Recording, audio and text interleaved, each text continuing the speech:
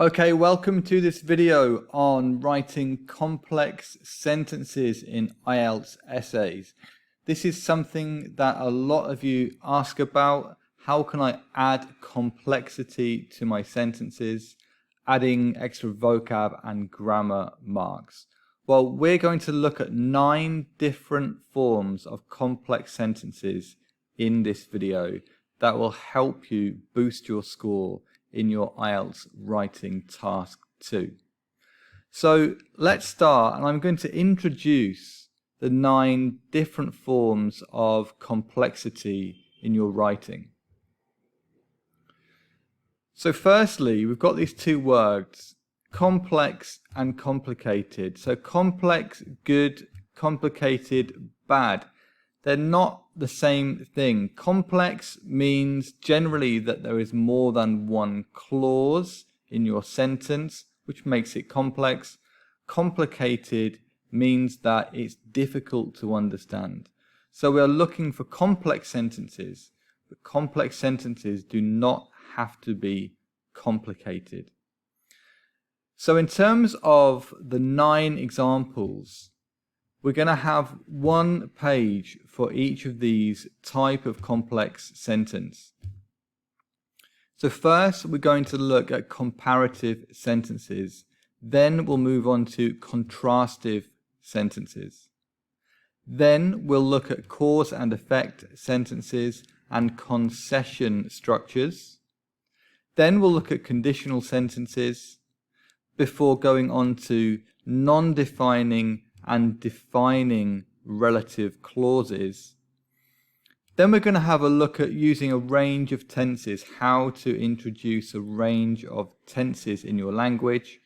And finally, we'll look at active and passive tenses. So that's 9 different ways of making your sentences in your IELTS writing more complex. So let's clear the drawing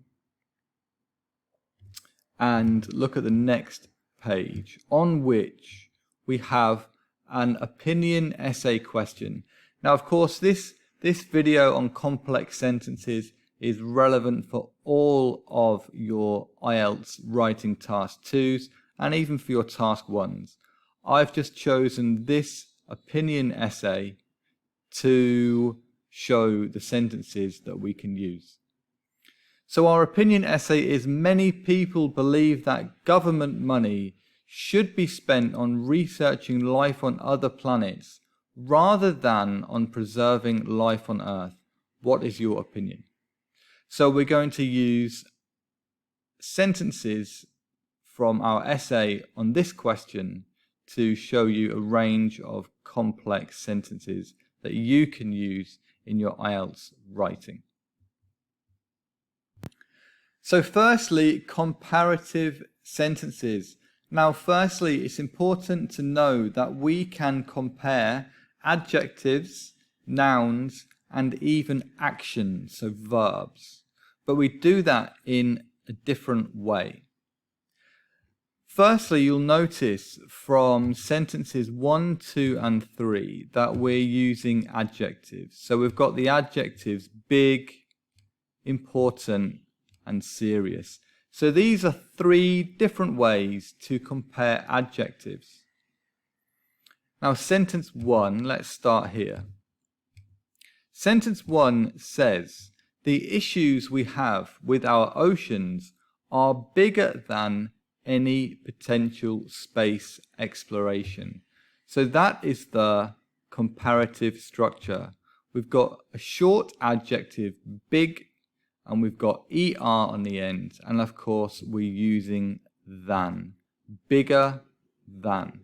So if we've got a short adjective like big or high, then we just use ER, bigger, higher.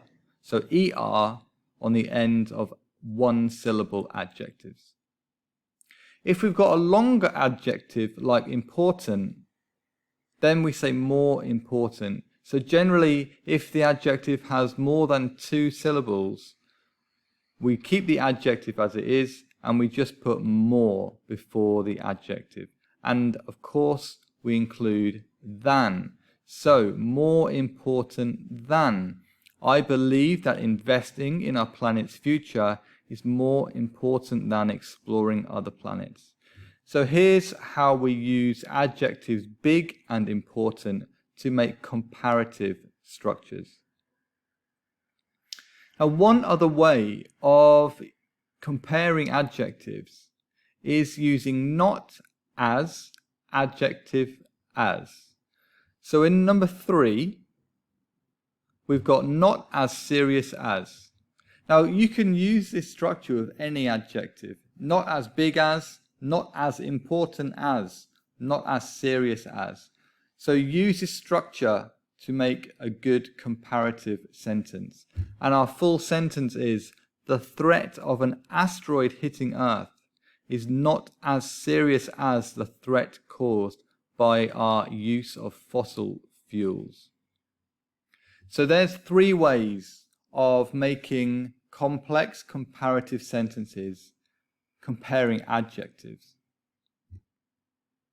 Now we can also compare nouns, and we can say there is more of one noun than another noun.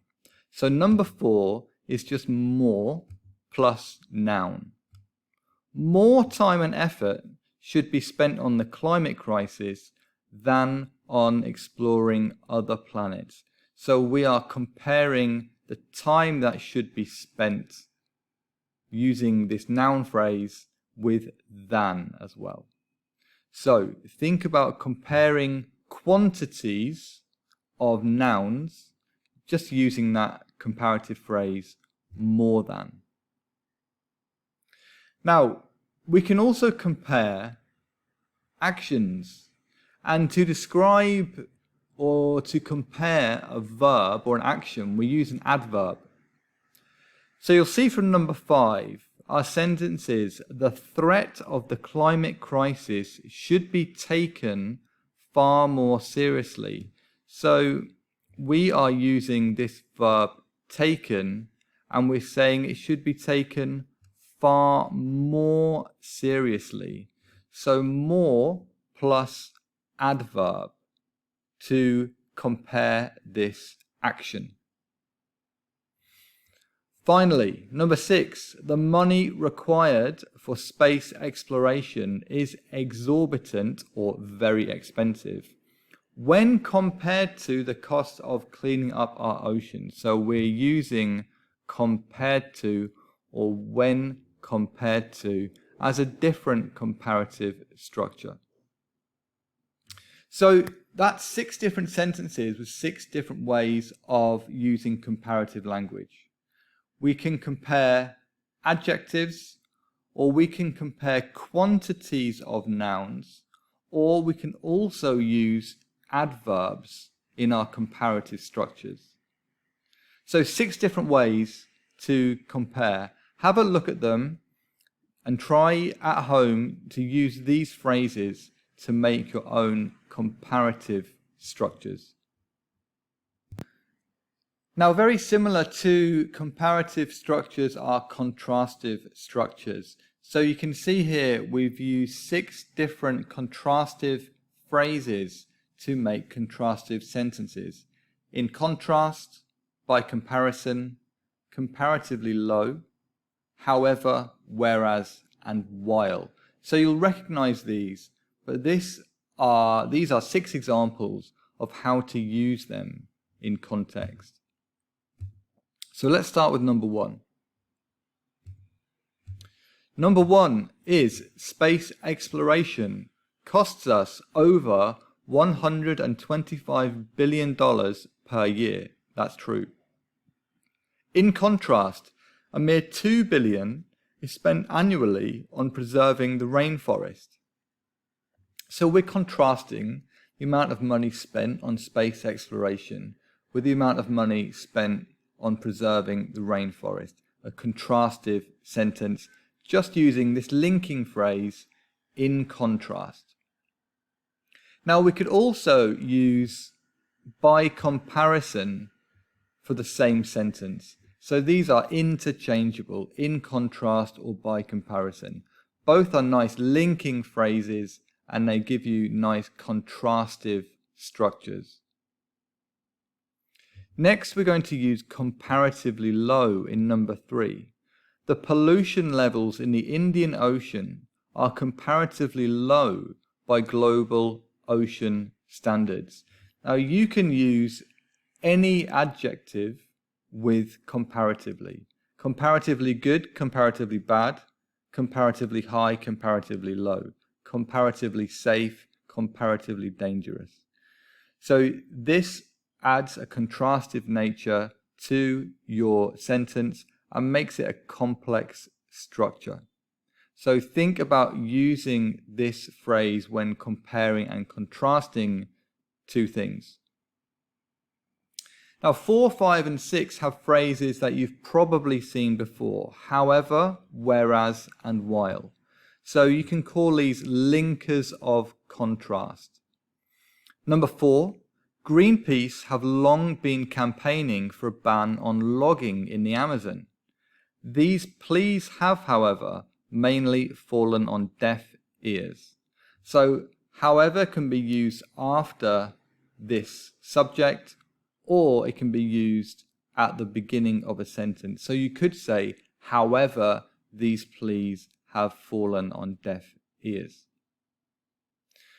Whereas in the next one, whereas smoking may cut short a life by 2 years, air pollution has been shown to reduce lifespans by more than 5 years in our most polluted cities. So we're using whereas at the beginning of the sentence. Then we've got a comma to break up the sentence, and the next clause is after that comma. Now we can use exactly the same structure and just interchange the linking words whereas and while. Both, again, are linking words of contrast. So, again, try and write your own sentences using these contrastive structures and go out there and do some practice. Next, we're looking at cause and effect structures. Now we've got because of, resulted in, consequently, and a result of. Now, let's look at number 1 first, and we've just got because of. So, of course, because of is showing the cause of something. So you show the effect, and then use because, and you show the cause. So in 2019, the USA's environmental budget was cut because of the economic downturn of the previous year. So the economic downturn of the previous year was the cause of the environmental budget being cut. So because of as a simple cause and effect linking word. Then we can go on and we can use this has resulted in. This has resulted in a huge decrease in the funds assigned to protecting endangered species. So this has resulted in, and then you show the effect. Consequently also can start a sentence and can introduce an effect or a consequence. Consequently, the number of red wolves in North Carolina's Albemarle Peninsula has seen a sharp decrease. So we're showing another effect on the cut of the environmental budget. And then another one to show an effect. Another result of the cuts has been the alarming drop in the number of peregrine falcons. So actually, you've got 4 sentence examples, but you can put all these together and you will see that this is one big cause and effect paragraph using 4 different cause and effect structures. So of course, you might come across a problem cause solution essay in which you do talk about causes and effects. So really think about these structures because these are important. Also, when you're giving examples, you're often giving examples to show the effect or the cause of something. So having some good cause and effect structures is really useful for most IELTS Writing Task 2 essays. So again, practice some of these before you go and do your IELTS exam. So concession structures can be really useful in your essays. You're often talking about two different arguments or two different points of view in your essay. So you might want to refer to the benefits of one point of view while also saying that something else is more serious or more important. Number one is a good example of that. So let's have a look at this number one. And we've used although. So although space exploration has led to significant findings, it is difficult to justify the money spent on it. So the first clause here is saying that, yeah, okay, so space exploration has been quite important and it has led to some quite good things. But it's still difficult to justify the money spent on it. So two different clauses here. And we are conceding that the first clause is quite important, whilst showing that the second clause is probably more important. So that's what a concession structure is. I know this is important, but I still think this. And despite is the same function. So despite numerous promises being made to the governments across the world, or being made by the governments across the world, we are yet to see any real improvement in air pollution. So this has happened. Despite this happening, this hasn't happened. Okay? So you're showing that you concede that something has happened, but you're showing the other point of view in the other clause. So you're looking at two different arguments in the same paragraph, or the same sentence rather, conceding that one thing's important, but your opinion is different. That's a concession structure. Even though is another one you can use to start your sentence in a concession structure.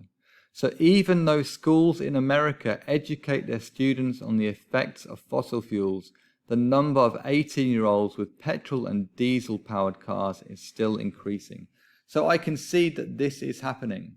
I concede that schools are educating children on the effects of fossil fuels, but this is still happening. Okay, so the second clause is your argument, but you are conceding that the first clause is still happening.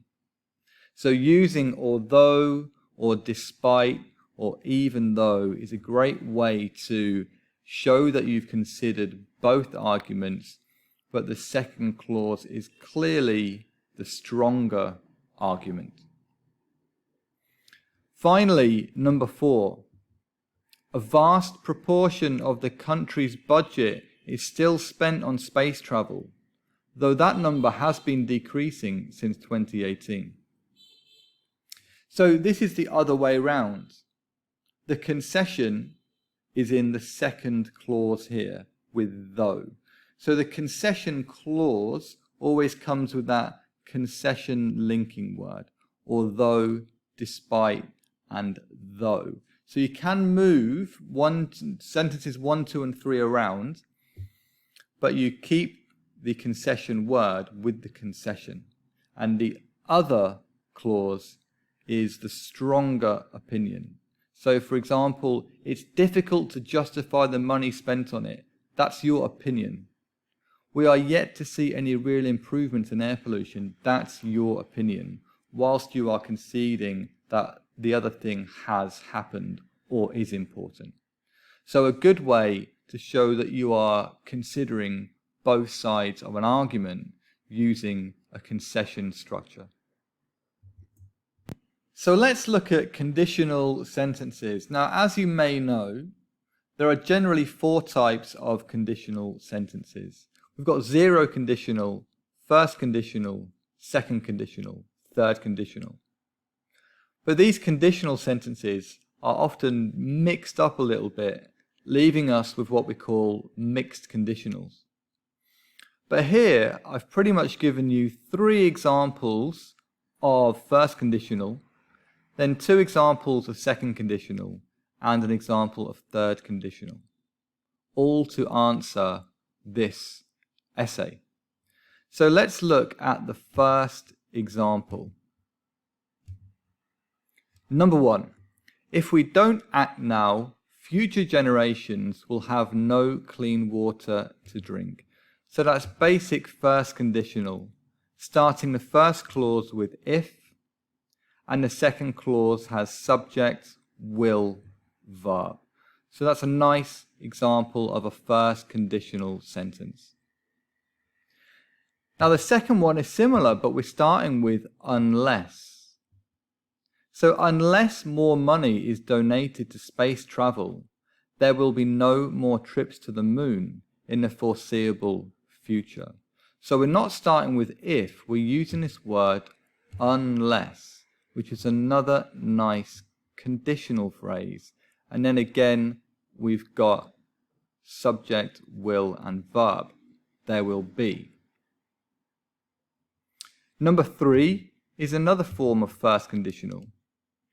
Experts claim that the ice caps can be saved if the necessary measures are taken in time. So here we've got the if clause as a second clause, and we're using can in the first clause. So something can happen if we do this. So of course in your conditionals, generally the 2 clauses can be interchanged. Let's look at number 4. Now 4 actually is pretty much first conditional as well. If steps are not taken to reverse climate change, many coastal areas could be lost to the seas. Now this could, you could use will if you think it's definite, or you think could if you think it's possible. So we're using first conditional, but we're changing will with could. Now number 5 is certainly an example of second conditional, because we've got past simple in the first clause. So we start with if and were. If environmental budgets were increased, scientists would be able to complete the research necessary to limit the spread of deadly viruses. Okay, so we've got if and past simple with were, and the next clause has would. So this is a hypothetical situation reflected in a second conditional sentence. Finally, we'll look at number 6. Let me find a circle. There we go. Number 6, many 20th century diseases would have been avoided if the advice of the experts had been heeded. So third conditional, we use third conditional to talk about a regret in the past or something that could have been different in the past. Using would have been avoided, and then the second clause has past perfect. So 3 different ways using first conditional, second conditional, and third conditional to add a complex sentence. Now, even in first conditional, like we see, you can use if or unless, and we can use will or can or could. Second conditional generally uses past simple with would, and as we can see, the third conditional talks about a situation we might like to have changed in the past, would have been with had been heeded. So 3 different ways to use conditional sentences in your essay. So practice your conditional sentences. Most essays give you the opportunity to use conditional sentences, especially, for example, problem, cause, solution. You might be very likely to use a conditional sentence in that type of essay. Now we're going to look at relative clauses, and we're going to start with non-defining relative clauses. So firstly, why and when do we use non-defining relative clauses? Well, we use them to add information about the subject we're talking about. They're non-defining because we can remove them, and if we remove them, then the sentence still makes sense. The sentence is still meaningful. But we add the non-defining relative clause to add this extra information. So let's look at 6 examples, and you can see these examples use different relative pronouns. So we've got whom, which, where, whose, who, and when. So different WH words to introduce these relative clauses. These are called relative pronouns. So let's start by having a look at number 1. So it is these astronauts, most of whom are now retired, who are funding new research into space travel.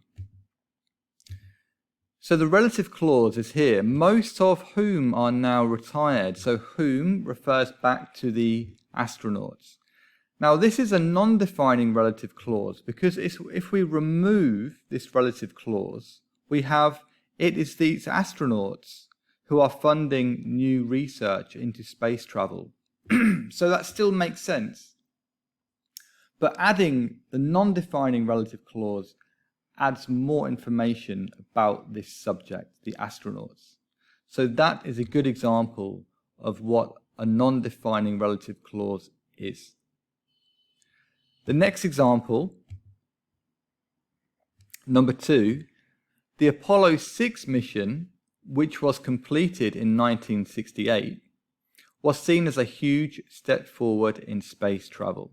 So of course, here is the relative clause, which was completed in 1968, adding extra detail to the Apollo 6 mission. Number 3, MIT University in America, where many modern-day astronauts studied, assists NASA with a lot of its research. And again, we're using this non-defining relative clause to add information about the subject, MIT University. Next, number 4.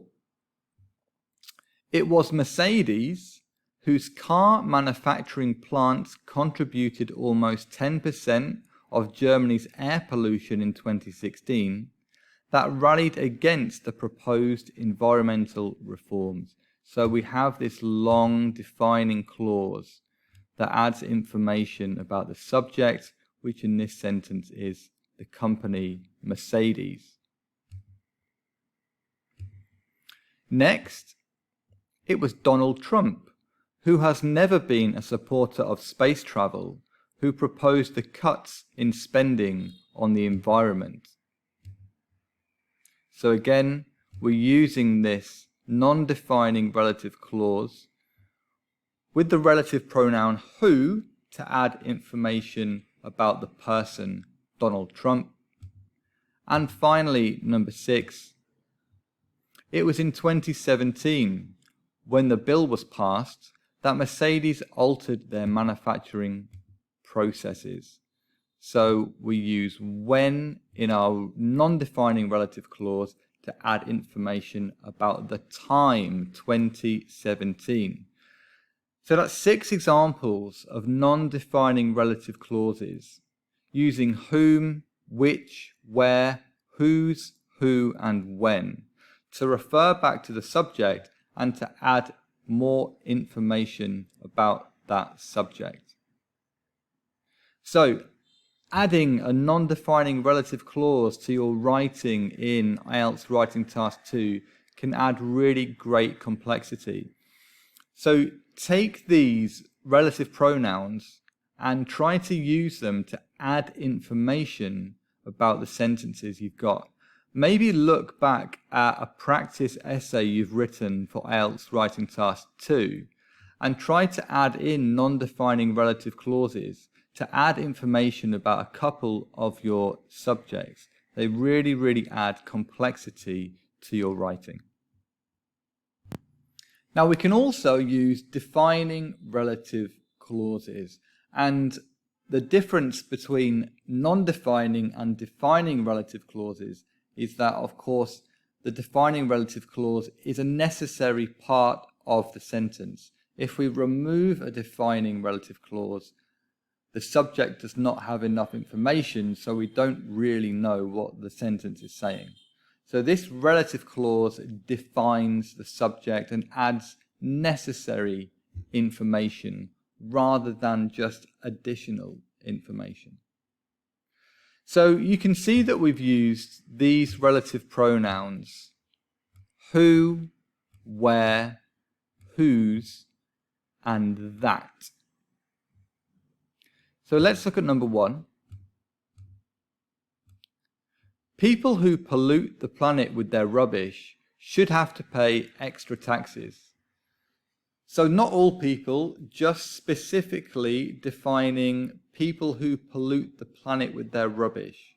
That's an example of a defining relative clause using the relative pronoun who. Next, the city where I grew up. So not any city.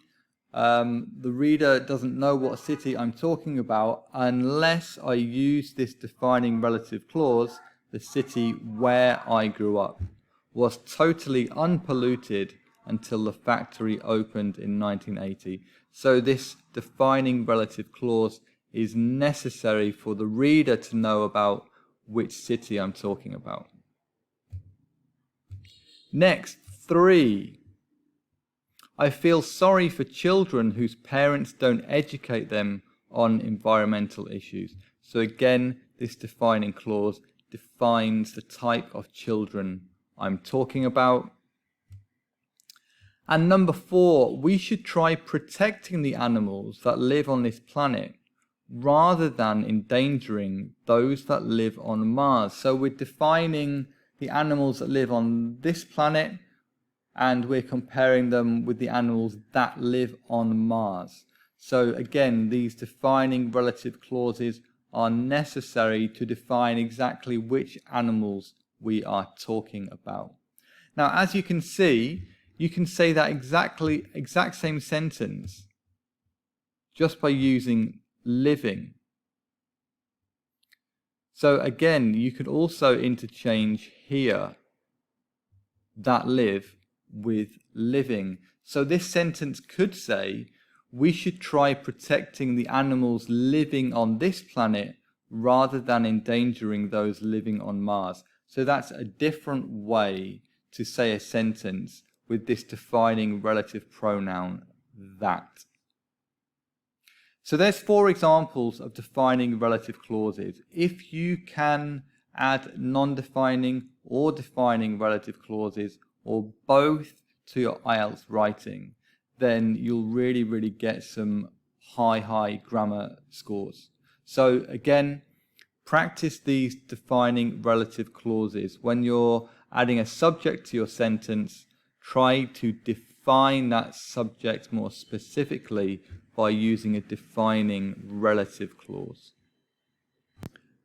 Next, we've got using a range of tenses. So this is not necessarily complex language, but of course, if you read the IELTS writing descriptors, it's necessary for you to use a range of grammatical structures and of course use them accurately. So it's worth having a look at 6 different examples of tenses that you can use in your IELTS Writing Task 2 essay. So let's look at number 1 and think about what tense is being used here.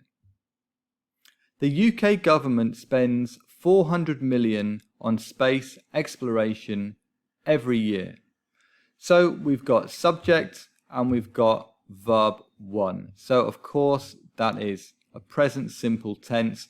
something that happens every year as a routine. So present simple. Let's use a different color for number 2.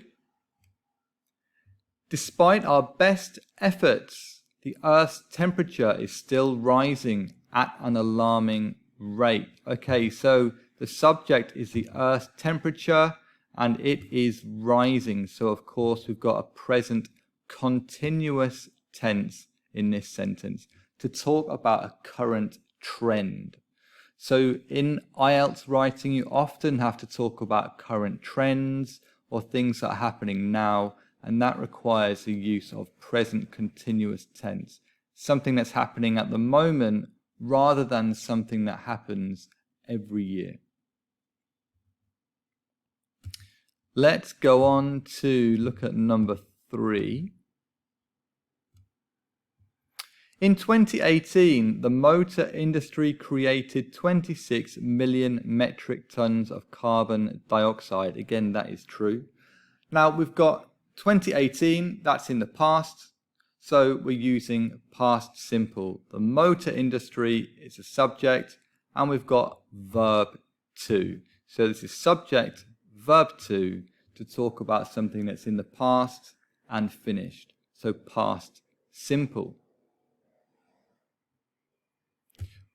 What's next? Well, next we've got present perfect. Let me find a circle again. So number 4, present perfect. The average temperature on Earth has risen by almost 1 centigrade over the past 100 years. So what's important in this sentence is that this phrase, over the past 100 years, is an unfinished period of time. So therefore, because we're talking about an unfinished period of time, or something that has not finished yet, we're using the present perfect tense with has and then verb 3. Let's look at number 5 in yellow. Again, I'll find a circle. Number 5, in 50 years' time, space travel for the average human will still be a fantasy. So we're making a future prediction using will. Now, often in IELTS, you're asked to talk about a future, or you have an opportunity to talk about the future. So most IELTS essays give you an opportunity to make a future prediction. So use that opportunity to show that you have a range of grammar. Finally, let's look at number 6. Again, I need a circle. Here we go. Number 6, prior to the first Apollo missions, the idea of man stepping foot on the moon had been reserved for comic books. So we've got had and we've got verb 3 or past participle. And of course, this is a past perfect sentence. So we're talking about the past, then we're talking about something that happened before that past period of time. So past perfect. Now, these are tenses that you will always have the opportunity to use in your IELTS writing. Lots of students only write in present tense in their IELTS, which really limits their score on grammar. So if you can introduce a range of tenses and use them accurately in your IELTS writing, then you'll get a high score on your grammar. So really think about your essays. Have a look at a practice essay you might have written and think, how many tenses have I used here? And are they the correct tense? Try to introduce 4 or 5 different tenses into each essay and practice using each tense. That will really, really boost your grammar score. So finally, we're looking at passive tenses. How can we introduce passive tenses to our IELTS writing? Well, I've given you 5 examples here of passive tenses, and they're in different types of tense. So let's look at number 1 as an example. Number one is sea levels are impacted by high temperatures. So it's a present simple sentence, but it's present simple passive. If I move this sentence around and start with high temperatures, then I can make it active. I can say high temperatures impact sea levels. But putting the object first, it makes it a passive tense. Sea levels is the object, are impacted by high temperatures. So the form of this and the form of most passive tense sentences starts with the object of the sentence, then we have be, and then we have verb 3, otherwise known as the past participle. So object, be, verb 3. In this situation, be is are because it's present simple passive. Let's go on to look at number 2. Not enough attention is being paid to the climate crisis. So here we have another present tense, but it's a present continuous tense. So it's present continuous passive. Next, number 3. Serious environmental issues were raised at the climate conference in 2021. So again, we're starting with the object of the sentence. These serious environmental issues did not raise themselves, therefore they are not the subject. They were raised by someone else. So it's the object of the sentence, again, be and verb 3. Now in this situation, be is were because it happened in the past. So this is past simple passive. Next, let's look at number 4. Too much money has been spent on unnecessary space travel over the past 50 years. So again, over the past 50 years. So we know this is an unfinished period of time. That includes now. So it's an unfinished period of time from the past until now. So it's present perfect. But we're starting with the object. Money is not spending itself. People are spending money. Therefore, money is the object of the sentence. And again, we've got has been, and then we've got verb 3 spent. So has been and verb 3. This is a present perfect passive sentence. Finally, let's look at number 5, and we've got a future passive. Experts hope that by 2040, fossil fuels car will be banned from the roads. Fossil fuel cars will be banned from the roads. So again, fossil fuel cars are not the subject of the sentence because they will not ban themselves. People or governments will ban the cars. Therefore, fossil fuel cars is the object of the sentence. Then this form of be is future be, so will be, and again we've got verb 3 or past participle to complete the passive structure. So we've got passive structures in present simple passive, present continuous passive, then we've got past simple passive, present perfect passive, and future passive. Now, of course, you don't have to and will not be able to use all of these passive tenses in your essay, but if you can introduce one passive structure or 2 different passive structures in your essay, then again, that's great for your range of grammar. Okay, so that was a really quick look at complex sentences for IELTS essays. Now, we didn't look at absolutely every type of complex structure possible, but I've given you a lot of good examples there that you can start to add to your language and add to your IELTS writing that will really, really boost your scores, especially in terms of grammar. Now, a lot of these phrases we looked at as well, for example, the contrastive or comparative structures, they can also be looked at as linking language. So these complex structures can also help your cohesion as well. And of course, there's vocab in there that can boost your vocab score.